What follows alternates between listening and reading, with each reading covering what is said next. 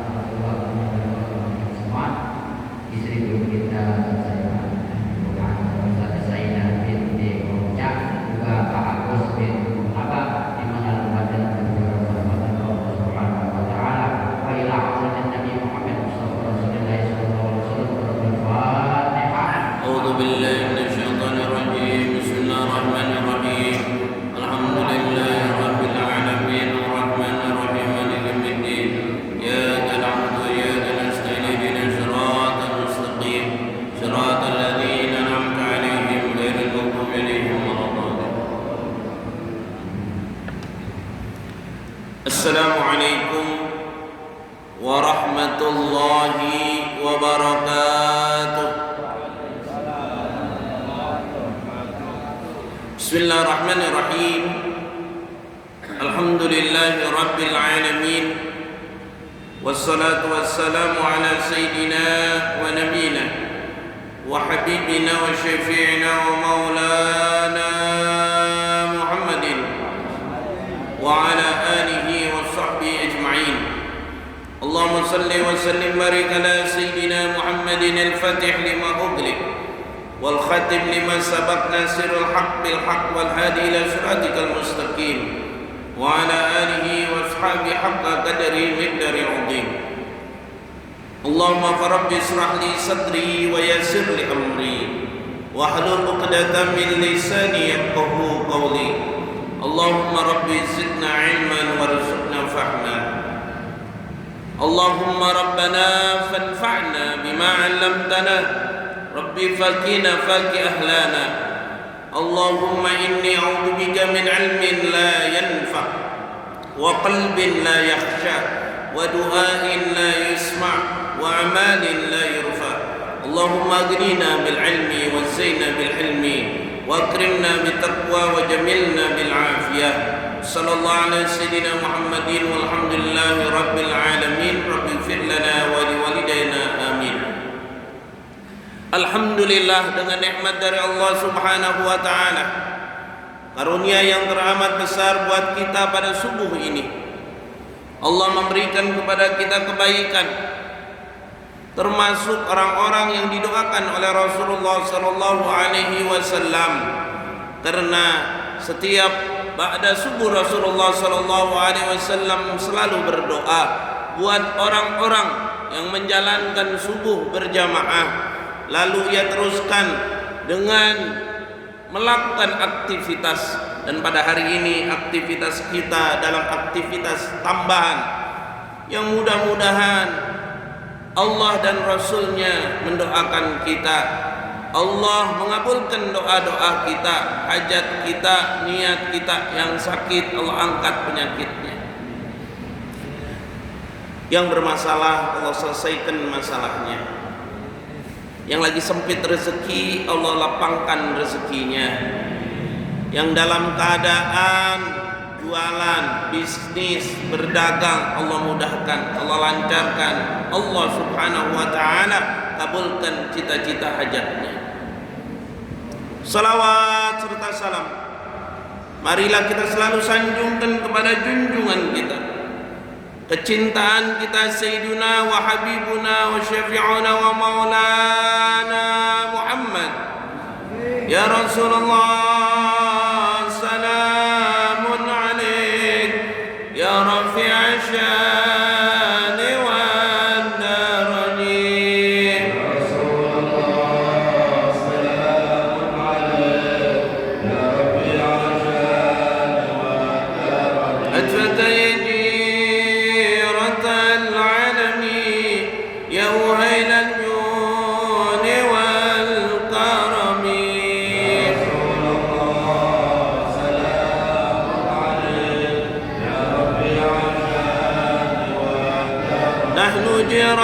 جيرانهم بذا الحرم حرم الإحسان والحسن.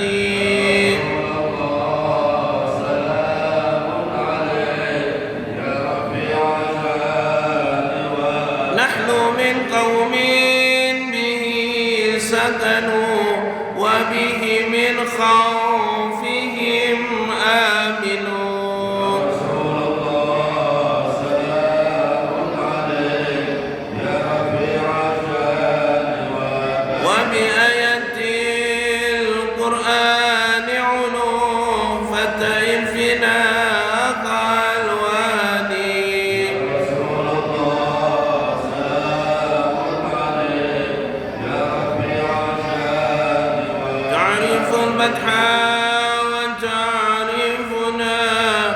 الصفا والبيت يعلفنا.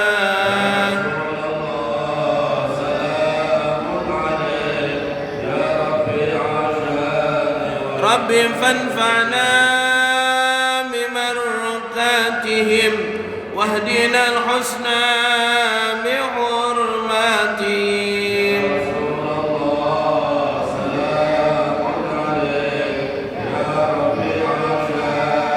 رب فانفعنا ببركاتهم واهدنا الحسنى بحرماتهم.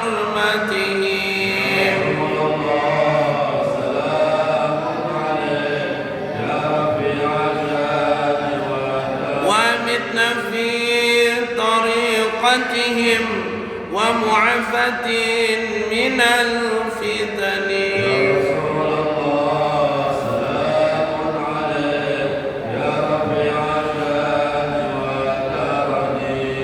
Begitulah Rasulullah sallallahu alaihi wasallam selalu membimbing umatnya, selalu memberikan petunjuk kepada umatnya, sehingga Rasulullah sallallahu alaihi wasallam sebagai khataman nabiyyin, penutup para nabi.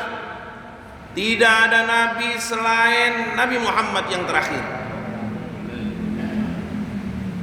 Setelah Nabi Ibrahim, Nabi Ismail, lalu kosong itu para nabi, nggak ada nabi diturunkan di masa itu. Datuk-datuk nabi, keturunan-keturunan nabi, kakek nabi dan seterusnya sampai Nabi Ibrahim alaihi salatu wassalam adalah orang-orang yang soleh, orang-orang yang baik, orang-orang yang selalu mendapatkan petunjuk dari Allah Subhanahu wa ta'ala. Nasab Rasulullah sallallahu alaihi wasallam dijaga oleh Allah. Tidak ada tuh kakeknya, neneknya, buyutnya melakukan kemungkaran. Makanya Rasulullah sallallahu alaihi wasallam dikenal dengan seorang nabi yang suci lahir dan batin. Wajar kalau kita baca salawat untuk beliau, karena beliau suatu saat ketika kita meninggal dunia dalam sakaratul maut kita akan datang sosok seorang nabiuna wa habibuna syafi'una maulana Muhammad. Beliau akan meringankan sakaratul maut kita dari tarikan malaikat Ijrail. Siapa dia? Orang-orang yang membaca salawat kepada Rasulullah sallallahu alaihi wasallam. Wabil khusus di bulan ini, alhamdulillah, masih kita berada di bulan Rajab, Isra wal Mi'raj Nabi besar Muhammad sallallahu alaihi wasallam. Kemarin kita telah membahas dari perjalanan Nabi dari Masjidil Haram ke Masjidil Aqsa. Setelah Masjidil Aqsa, Nabi naik ke atas langit. Langit pertama, langit kedua, langit ketiga, langit keempat, langit kelima, langit keenam, langit ketujuh. Kita ulang biar kita ingat apa itu kejadian Isra wal Mi'raj. Setelah di langit 7 ada namanya tempat Baitul Ma'mur, tempat ibadahnya para malaikat-malaikat Allah Subhanahu wa ta'ala. Di situ ditunggui oleh Nabi Allah Ibrahim alaihi salatu wassalam, dan Rasulullah bertemu dengan Nabi Allah Ibrahim. Setiap hari malaikat tawaf di Baitul Ma'mur. Dan alhamdulillah bagi kita yang punya rezeki, kita dapat ke Masjidil Haram, ke Ka'bah, menunaikan ibadah haji atau berumrah, tawaf di Ka'baitullah. Jadi kalau Ka'baitullahnya langit, malaikat ada di Baitul Ma'mur, langit ketujuh. Kalau kita tawafnya ada di Saudi Arabia, di Makkatul Mukarramah, di Ka'bah. Kedua-duanya menyambung, yang atasnya Baitul Ma'mur, yang bawahnya Ka'bah. Nah, kita semua yang di sini mengarahkan salat kita, kiblat kita ke arah Ka'baitullah. Namanya rukun Yamani. Asia, India, terus Malaysia dan semuanya namanya arahnya ke rukun Yamani. Dia terarah kiblatnya ke Makkahul Mukarramah, termasuk Indonesia.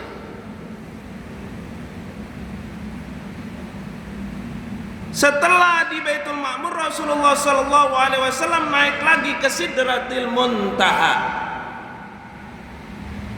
Di situ tidak boleh ada makhluk lain selain Rasulullah yang masuk ke dalam tersebut. Bahkan malaikat Jibril berkata, aku tidak bisa masuk karena tidak ada satupun makhluk yang akan mampu untuk masuk ke dalam itu kecuali engkau.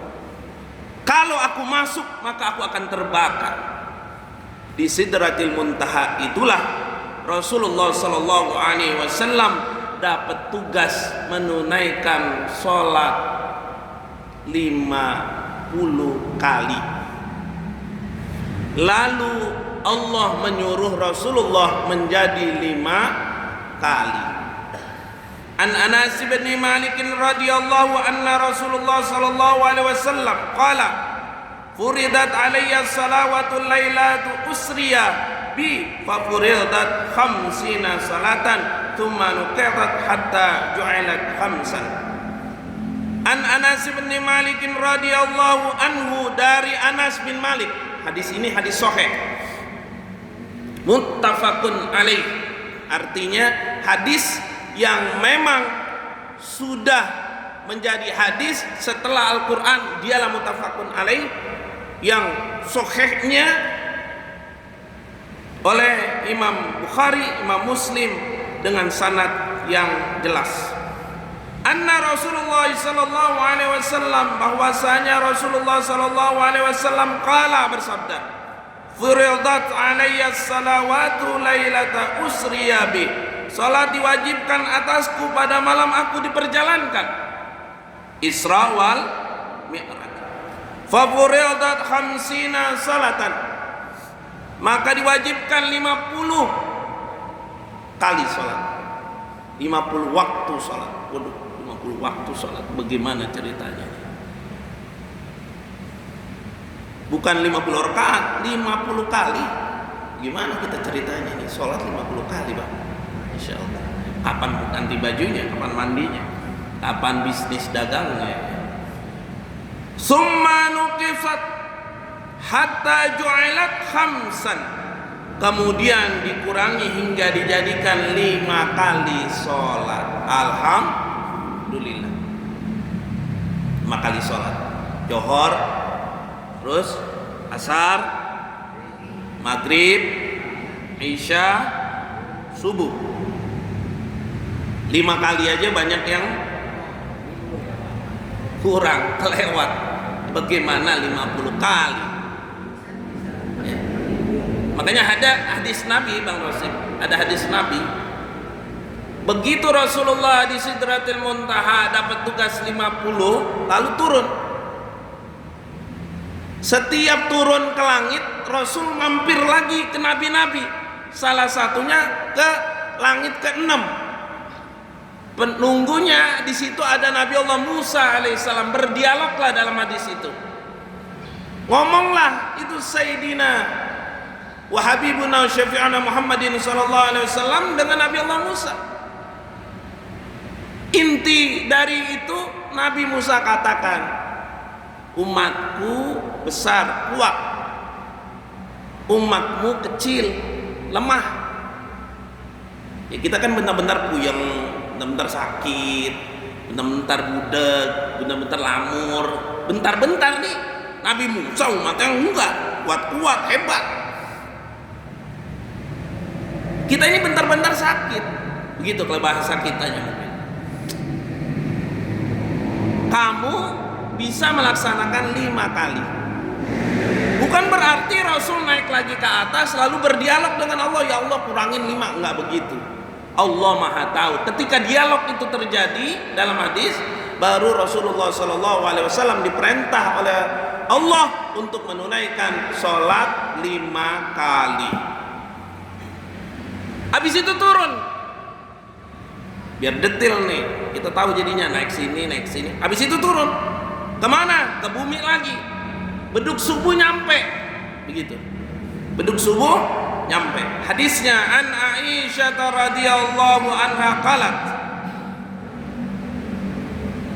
dari Aisyah radhiyallahu anha, bahwasanya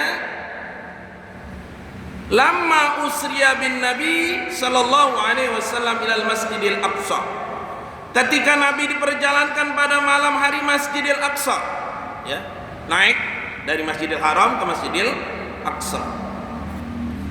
Kata usriya menurut paham orang-orang yang tafsir hadis adalah diperjalankan, bukan Nabi jalan sendiri, diperjalankan. Siapa yang perjalankan? Nabi. Allah. Makanya kita jangan salah paham. Nabi bukan jalan dengan kemauannya naik, kagak bakal bisa. Nabi diperjalankan, begitu. Usriya itu diperjalankan sama siapa? Sama yang Sang Pencipta. Orang kita aja diperjalanin sama manusia dari sini menuju Amerika, menuju Mekah, Eropa, Malaysia bisa sebentar kok. Padahal yang nyetir siapa? Manusia. Pilotnya emang jin, malaikat. Pilotnya siapa? Manusia. Tapi nyampe. Kalau kita jalan kaki, jalan dengan kitanya aja nggak akan sanggup. Kita menuju Mekah misalnya 9 jam naik pesawat. Apalagi Rasulullah Sallallahu Alaihi diperjalankan oleh Allah. Jadi mudah oleh Allah, gampang. Maka kalau ada orang yang kagak percaya Isra wal Mi'raj, berarti dia hukumnya kafir, murtad. Murtad. Asbaha yuhadditsun nas. Pagi hari beliau menceritakan hal itu kepada manusia, dikumpulin tuh. Pagi hari udah nyampe, di subuh. Diceritain. Kenapa kok terjadi Isra wal Mi'raj? Orang pada tahu Isra wal Mi'raj tersebut karena Nabi kumpulin orang. Nabi ngomong, aku dari Hijir Ismail, dari Mekah. Jadi ada Hijir Ismail, itu yang lingkarannya kecil di luar kota. Itu namanya Hijir Ismail. Hijir Ismail bagian dari Ka'bah sebetulnya, bukan di luar Ka'bah dia. Ya, kalau halaman yang kesana kesini itu di luar Ka'bah, walaupun berdekatan. Tapi namanya Hijir Ismail itu di dalam Ka'bah. Karena di zaman Nabi Ibrahim itu masih Ka'bah kotak.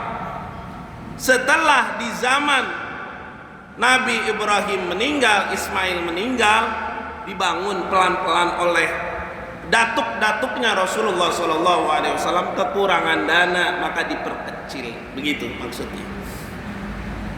Aku, kata Nabi, jalan dari Hijir Ismail menuju Palestina, Baitul Maqdis, lalu menuju langit Allah Subhanahu wa ta'ala. Fartadda nasun kanu qad amanu bihi wa saddaqu. Nabi cerita tuh kejadian Isra wal Mi'raj, maka ada sebagian orang yang tadinya percaya jadi murtad, nggak percaya lagi sama Nabi besar Muhammad Sallallahu Alaihi Wasallam. Apa iya kamu bisa naik ke atas langit? Orang jalan dari Mekah ke Palestina aja itu naik onta, itu butuh berhari-hari, butuh waktu panjang. Nggak mungkin begitu, nggak mungkin. Wasa'a rijalun ila Abi Bakar. Lalu beberapa orang bergegas menuju Abu Bakar, datengin Abu Bakar. Siapa Abu Bakar? Sahabat Nabi besar Muhammad Sallallahu Alaihi Wasallam yang paling akrab. Gitu, didatengin. Ngapa itu orang-orang kafir Quraisy itu datengin Sayyidina Abu Bakar? Karena tahu bahwasanya kalau bahasa kita kalau temenan pasti jelek, baiknya ketahuan, begitu maksudnya. Ngapain itu? Faqalu hallaka ila sahibak. Mereka berkata, maukah engkau menemui sahabatmu? Yarhumu annahu asriya bihi lailata ila baitil maqdis. Ia mengaku, dia ngomong ngaku katanya gitu, diperjalankan malam hari ke Baitul Maqdis. Tsumma raja'a qabla ayyusbiha. Kemudian kembali sebelum pagi hari, subuh-subuh, sebelum subuh dan balik lagi, begitu. Itu kafir, orang-orang yang enggak percaya sama Nabi Muhammad sallallahu alaihi wasallam hasud Sayyidina Abu Bakar. Faqala Abu Bakrin au qala dzalika, maka Abu Bakar berkata, apakah ia benar mengatakan hal itu? Qalu na'am, kata mereka, benar, dia ngomong kayak gitu tuh. In kana qala dzalika faqad shadaqah, kata Sayyidina Abu Bakar nih, dengerin, jika ia benar mengatakan itu maka sungguh ia benar, begitu. Kalau kata bahasa kita, kalau Sayyidina wa Habibuna Syafi'una Maulana Muhammadin sallallahu alaihi wasallam berkata Isra wal Mi'raj dia jalan, emang benar, emang benar. Kata siapa? Kata Sayyidina Abu Bakar. Au tasaddiquhu annahu dhahaba ila Baitil Maqdis fi lailatin wahidatin wa raja'a. Ini orang kafir ini bilang lagi, apakah engkau membenarkan bahwa ia pergi ke Baitul Maqdis dalam satu malam lalu kembali? Kata Sayyidina Abu Bakar, qala na'am, iya, gitu. Inni asdiquhu bi ab'ada min dzalik. Sesungguhnya aku membenarkan dalam perkara yang lebih jauh dari itu. Tuh. Kalau Nabi ngomong yang lebih daripada itu aku percaya, udah gitu. Aku percaya. Itu seorang sahabat, makanya dia disebut Abu Bakar As-Siddiq.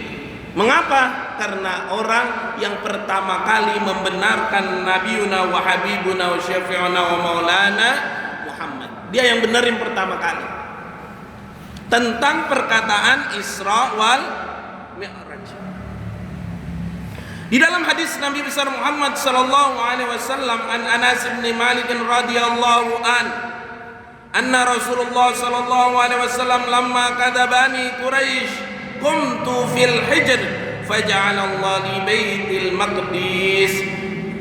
Intinya Rasulullah sallallahu alaihi wasallam ketika berada di dalam Hijr Ismail naik ke atas langit, Rasulullah didebat sama siapa? Didebat sama kafir Quraisy. Apa benar Nabi besar Muhammad sallallahu alaihi wasallam naik? Kalau gitu ceritain deh Baitul Maqdis. Ini hadisnya ada. Ceritain Baitul Maqdis kok bisa? Lalu Nabi diperlihatkan oleh Allah Subhanahu wa taala, nadara ilallah, diperlihatkan oleh Allah tentang Baitul Maqdis, tiangnya, atapnya, lantainya. Bahkan Rasulullah SAW bilang ke mereka, kalau kamu nggak percaya lagi, nanti sekitar pukul siang, 1 siang akan datang kafilah yang aku jumpai. Dia naik onta abu-abu, naik onta abu-abu, lagi nuju ke sini nih. Ntar siang dia datang. Itu kehebatan daripada Rasulullah Sallallahu Alaihi Wasallam. Dan benar pas siang menjelang sore itu ada kafilah dan benar bertemu dengan Nabiuna wa Habibuna Syafi'una Maulana Muhammad. Jadi kejadian Isra wal Mi'raj yang selalu didengung-dengungkan oleh kita, bahkan dibikin acara oleh kita, acara yang banyak, acara yang undang orang, itu benar kejadian, bukan bohong. Kejadian ini kejadian yang betul-betul sungguh terjadi. membawa risalah. Apa risalahnya? Yaitu sholat 5 waktu. Makanya kejadian-kejadian ketika Rasulullah SAW Isra wal Mi'raj ada dalam hadisnya. Kita akan bahas lain waktu. Nabi masuk ke surga, Nabi masuk ke neraka, Nabi lihat orang ini, Nabi lihat orang itu, ada kejadiannya. Selanjutnya kita akan bahas apa saja kejadian Isra wal Mi'raj Nabi besar Muhammad SAW selain ditugaskan untuk sholat 5 waktu. Kita bahas Rabu besok. Sekarang kita melanjutkan taklim kita tentang kitab Wirdul Jamil, yaitu membaca ya salam, ya mukmin, ya muhaimin. Di halaman berapa Ustaz Fajri? Apa tuh baca? Baca. Ya Allah, ya salam, ya mukmin, sallim ala ya. Kita masih membahas tentang ya salam lebih dahulu. Jadi ya salam itu kalimatnya, akar kalimatnya sin, lam, mim. Salam. Arti dari salam itu as-salamah, keselamatan, kedamaian, ketentraman, kebaikan. Arti dari salam itu ada di dalam Asmaul Husna. Di dalam Asmaul Husna. Jadi kalau ada orang kagak percaya sama Asmaul Husna, dosa itu dosa besar itu. Orang zikir Asmaul Husna, ya Allah, ya Rahman, ya Rahim, ngapain sih baca itu? Lah, itu ada di dalam Al-Qur'an. Dia baca ya salam, ya mukmin, ya salam, ya mukmin. Itu ada di dalam Al-Qur'an. Emang ada perintahnya untuk membacanya. Wallahu alladzi la ilaha illa huwa al-malikul quddus, as-salamul mu'min, al-muhaimin. Al-Hasyr. Dialah Allah yang tidak ada Tuhan selain Dia. Allah Raja, Allah yang Maha Suci, Allah yang Maha Sejahtera. Sejahtera itu as-salam. Lalu oleh para kalangan tasawuf, as-salam ini dihubungkan dengan kalimat assalamu alaikum, menebarkan salam. La tadkhulunal jannata, kata Nabi, hatta tu'minu wa la tu'minu hatta tahabbu aw la adulukum ala syai'in idza fa'altumuhu tahabbtum afsus salama bainakum. Hanya kalau kita mau belajar, kudu belajar ilmu tidak hanya tauhid, tidak hanya ilmu fikih, tidak hanya tafsir hadis dan Al-Quran, dilengkapi dengan ilmu tasawuf. Kata Imam Al-Ghazali, orang yang mengucapkan ya salam, dia akan dibukakan pintu langit sampai ke Sidratil Muntaha dan doanya dikabulkan oleh Allah Subhanahu wa ta'ala. Apa kata Nabi tadi? La tadkhulunal jannata hatta tu'minu, dan selanjutnya kalian tidak akan masuk surga dan kalian tidak akan beriman sampai kalian saling mencintai. Maukah aku tunjukkan sesuatu jika kalian lakukan akan saling mencintai? Afsus salama bainakum, tebarkanlah salam di antara kalian. Bahkan di dalam hadis Nabi, kenal nggak kenal, kalau dia seorang muslim, kenal bukan nggak kenal, tetangga bukan tetangga, siapapun dia, beri salam, memberi salam. Mengapa kau memberi salam walaupun nggak kenal? Karena memberi salam adalah salah satu orang yang mau masuk surga. Jadi gampang banget surga. Orang ibadahnya tinggi, sholat rajin jamaah di masjid, ketemu orang nunduk aja, ketemu orang kayak orang nggak mau nyapa, ketemu orang kalau kita duluan beri salam pahalanya gedean. Di motor kita beri salam kepada yang di jalan. Begitu aturan Nabi besar Muhammad sallallahu alaihi wasallam. Yang di mobil beri salam sama yang di motor. Bukan juga kayak orang gila. Assalamualaikum, assalamualaikum, assalamualaikum. Lah itu namanya gila. Enggak begitu, ada aturannya. Ada aturannya memberi salam. Saya bahas kemarin jangan sampai memberi salamnya pakai singkat. Di WA ke bang ya, jangan. Jadi bukan pahala dosa. Tulis aja assalamualaikum, begitu. Itu paling pendek dah. Yang lainnya jangan pakai kita potong-potong, apalagi kita singkat. Nabi besar Muhammad sallallahu alaihi wasallam berkata, hakul muslimi 'alal muslim sittun. Hak seorang muslim dengan muslim ada 6. Idza laqitahu fasallim alaihi.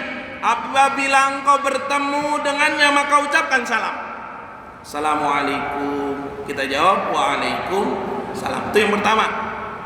Apalagi sama keluarga, di rumah kita, di dagangan juga boleh, lagi dagang. Terus orang beli, dia lupa beri salam kali kan ini. Ntar pas dia pulang, ya Pak terima kasih banyak, assalamualaikum. Boleh. Dia jawab waalaikumsalam. Pertamanya namanya orang dagang gak kenal ya bang, kenal lah kita nyantar pakai politik karena kita pengen masuk surga. Ini ibadah, beri salam ini orang bisa masuk surga gara-gara beri salam. Kita tahu dia muslim.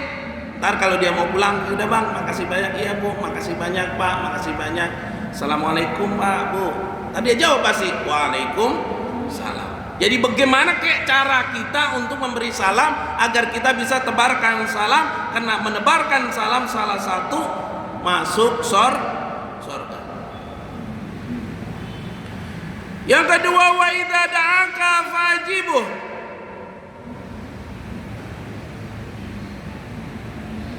Apabila dia mengundangmu maka penuhi.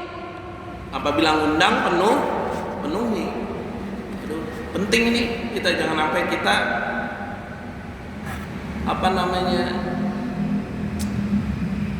ada orang undang tahlil, ada undang haul, ada undang maulid, ada undang nikahan, ada undang waliman.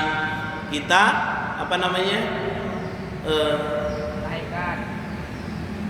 dicuekin ya, dicuekin, jangan datang. Ini hak muslim tadi. Gitu. Jangan sampai ketika ada orang undang, apalagi nikahan walimah ya, kita kagak datang. Nauzubillah summa nauzubillah min zalik. Kalau kita ada waktu kita datang, kalau nggak ada waktu kita titip, begitu. Kita titip. Saya mau ke sana, tolong titip nih. Ini atau bunga atau hadiah, kado atau uang begitu. Wa idastan sahaka fansah lahu. Apabila dia meminta nasehatin. Tuh. Apabila dia minta nasehatin. Karena ad-dinu nasihat. Agama itu nasihat.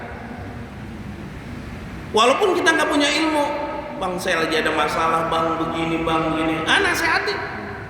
Nasehatnya apa kata Rasulullah cara nasehatin mereka? Satu dulu nih, apa bini kita, apa anak kita, apa adik kita, apa abang kita, nasehatin biar ingat ke Allah. Iya bener deh, kita biar sama-sama ingat kepada Allah. Begitu. Nasihat pertama, ingatkan dia tentang Allah. Wa idza atasa fahamidallaha fashammithu. Apabila ia bersin lalu memuji Allah maka doakan. Hasim lalu bilang kita alham, yang dengar bilang yarhamukumullah. Gampang nggak tuh? Gampang. Kita bersini bilang alhamdulillah. Lalu orang yang dengar bilang yahdikumullah. Maaf, orang yang dengar bilangnya apa? Yarhamukumullah. Lalu orang lagi kita dengar karena dia bilang yarhamukumullah, kita bilang yahdikumullah. Tuh. Kita bersin bilang alhamdulillah. Setelah bersin, orang dengar, kita dengar tuh dia bersin, kita bilang yarhamukumullah. Setelah itu kita dengar dia bilang yarhamukumullah, kita lagi baca yahdikumullah. Itu paling pendek tuh. Imam Ahmad bin Hanbal ketika menaiki satu perahu, beliau dengar waktu beliau bersin bilang alhamdulillah, ada yang bilang yarhamukumullah. Maka Imam Ahmad turun dari kapalnya lalu kejar orang itu. Dikejar orang itu, dia nggak peduli ketinggalan kapal, dia kejar itu sampai di sana di darat. Kamu yang tadi bilang yarhamukumullah, iya. Aku jawab yahdikumullah. Itu saking pentingnya menjawab bersin. Wa idza marada fa'udhu, apabila dia sakit jenguk. Itu kewajiban 6. Udah 5 tuh. Apabila sakit jenguk. Ada teman, ada apalagi saudara sakit, buru-buru jenguk. Itu mah hak dia untuk dijenguk. Karena kita berteman, karena kita bertetangga, karena kita berkeluarga, jenguklah. Jangan cuek-cuek aja sama orang sakit. Karena orang sakit ada 2, biar bisa dia sehat, bisa dia meninggal. Makanya kita disuruh jenguk. Orang yang sakit 4 malaikat, 1 ngambil badannya, 2 mengambil saripati makanannya, 2 ketiga orang itu nggak nafsu makan, diberikan sakit ya, akhirnya sakit tuh. Yang ketiga ngambil dosanya. Kenapa kok kita datang ke orang sakit? Supaya doa kita dijabah, kita minta doa sama dia. Itu intinya. Karena orang sakit ada 4 malaikat, yang 1 mampir kagak sampai dia sehat. Siapa? Orang yang ngambil dosanya. Yang keenam, wa idza mata fattabi'hu, apabila ia meninggal iringi jenazahnya ya. Saya bikin buku namanya Menyelamatkan Hidup dan Mati. Di situ isi bukunya menerangkan tentang pertama takziah. Takziah termasuk mengiringi, Pak. Bukan mengiringin terus orang ngubur kita iringin doang, kagak. Pertama-tama apa? Takziah. Kita mudu takziah kepada orang yang meninggal. Saya terangin di buku saya takziah hadisnya ini. Ada tuh bukunya. Habis takziah, orang itu diapain? Mandiin. Mandinya mudu beres. Makanya ini buat orang-orang yang tukang mandiin. Kata Nabi, kalau engkau memandikan orang yang sudah meninggal dunia, lembutkan. Karena dia kalau dikasarin terasa sakit. Saya bimbing tuh, ada orang yang tukang mandiin di komplek-komplek. Saya bilang, Pak, kalau mandiin pas ngebersihin kotorannya supaya turun pelan-pelan. Jangan orang itu yang udah mati disogok sampai pakai apa namanya tuh, sarung tangan, dibersihin ke dalam. Bukan begitu caranya. Ada caranya. Didudukin, perutnya pelan-pelan diturunin ke bawah, pelan-pelan. Sambil yang mandiin itu baca doa dalam hati terus aja. Habis itu tidurin lagi, angkat sedikit, ntar juga keluar. Agak pakai dipaksain sampai ke dalam-dalam begitu. Ya, itu ada tuh orang kayak begitu mandiin. Mandiin jenazah juga pakai ilmu, kagak semena-mena kita. Kanan kirinya dibalik, kanan lagi, kiri lagi, terus. Supaya apa sih sebetulnya? Supaya mereka mendapatkan kebaikan di waktu mandiin. Habis mandiin apa? Kafanin. Biar kita ngikutin itu semua. Taziah, mandiin, kafanin, apalagi? Nyolatin, nguburin. Itu maksudnya mengiringi. Baru dapat 2 kirab. 2 gunung kita pahalanya. Alhamdulillah. Kalau kita nggak kuat, nggak bisa mandiin, ngikutin airnya lah kita tuangin, tempatnya kita siapin. Ntar kita digituin lagi. Habis itu kafanin. Kalau emang kita orang kaya, pengen nyiapin kafan orang, meninggal orang si anu, gue mau beliin kain kafan dia, jadi pahala kita, Pak.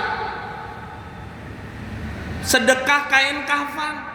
Tapi sedekahnya jangan dia masih hidup. Ntar kalau dia masih hidup kita sedekahin lah, kita dipukulin orang. Ntar udah kita incer aja. Nih, ntar kayaknya kalau dia mati saya beliin kain kafan. Boleh, Pak. Pahala kita. Habis itu kita beliin kain kafan. Kita udah siapin lagi apa? Tempat-tempat untuk dia ngubur habis nyolatin. Apa tuh? Randanya, tempatnya, galiknya, segala macam deh. Nah, itu namanya ngiringin sampai selesai ditalkinin. Mualim Sobur sama guru kita Ustaz Saiman yang istrinya sudah meninggal itu biasa talkin di makam. Itu ada perintahnya, ada hadisnya, kuat hadisnya itu. Kenapa kita nalkinin? Talkin ada 2, Pak. Talkin dikala dia sakaratul maut, talkin dikala dia udah nggak ada. Talkin di sakaratul maut supaya dia kagak keluar dari agama Islam. Talkin setelah dia meninggal di atas kuburan, kita baca talkin, ngingetin kita bahwasanya kita mati bakal ditanya sama malaikat, man rabbuka, man nabiyuka, kiblatuka, ikhwanuka, ditanya semuanya, ngingetin buat kita. Makanya ketika talkin jangan pergi dulu, duduk, ikutin tuh talkin supaya kita ada ibrah, pelajaran bahwasanya besok saya mati bakal ditalkinin. Lah bagaimana orang yang ditalkinin di atas kuburan terus dia udah meninggal dunia, dia dapat pahala di sisi Allah Subhanahu wa ta'ala, karena talkin isinya syahadat, mengingatkan manusia yang di atas yang masih hidup dan mendoakan dia yang udah meninggal dunia. Mudah-mudahan kita mendapatkan barokah dari majelis ini. Kita doakan guru kita Kanda Ustaz Saiman, istrinya almarhumah Umi Saidah yang meninggal dunia pada kemarin hari. Mudah-mudahan mendapatkan daripada raudhah min riyadil jannah. Mudah-mudahan guru-guru kita termasuk Kanda Ustaz Saiman, Mualim Sobur, Kanda Ustaz Mukhlasin, ada Ustaz Rahim dan semua yang hadir jamaah sehat walafiat, terjauh dari fitnah bala bencana, dan insyaallah kita termasuk orang yang barokah. Ila hadratin Nabi al-Fatihah. A'udzu billahi minasyaitonir rajim. Bismillahirrahmanirrahim. Alhamdulillahirabbil alamin arrahmanir rahim maliki yaumiddin. Iyyaka na'budu wa iyyaka nasta'in ihdinas siratal mustaqim siratal ladzina an'amta 'alaihim ghairil maghdubi 'alaihim waladdallin. Bismillahirrahmanirrahim.